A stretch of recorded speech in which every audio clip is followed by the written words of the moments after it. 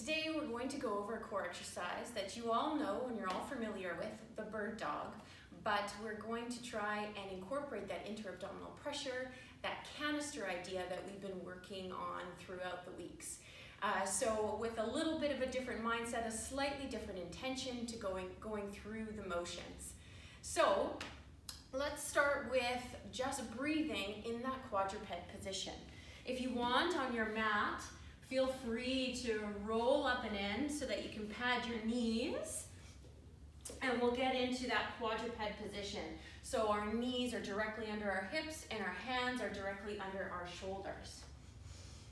Okay, so spread those fingers nice and wide, feel great contact, making sure we have a tendency to lean back on our lower limbs in a bird dog to offload our hands.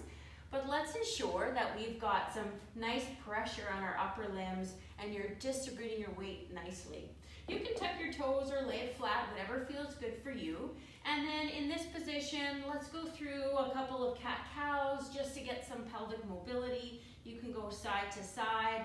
And then I want you to think about settling in to that stacked top and bottom of the canister. So your ribs and your pelvis, one right over top of each other.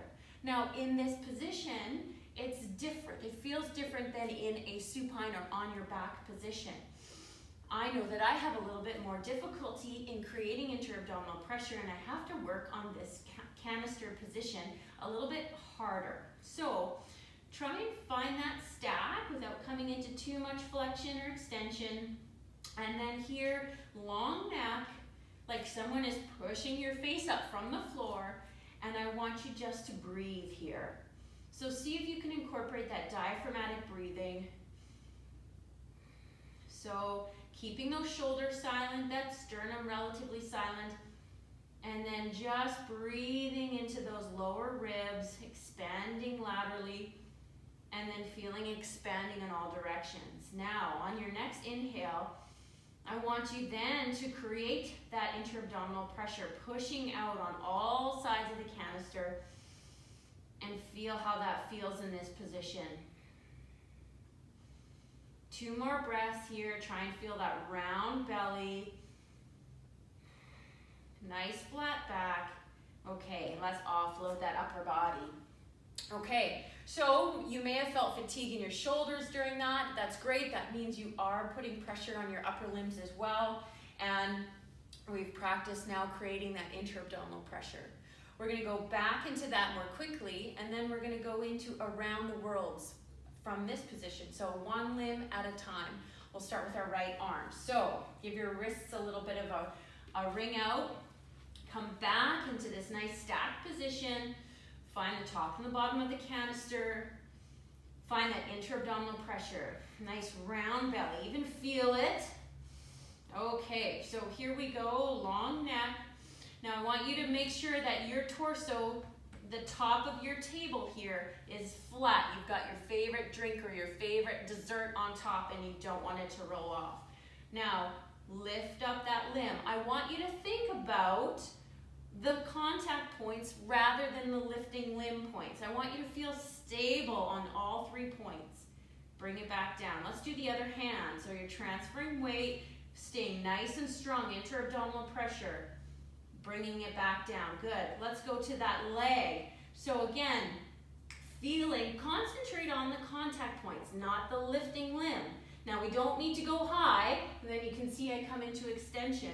It's just a matter of lifting to maintain that stacked barrel. Okay, other leg. Good.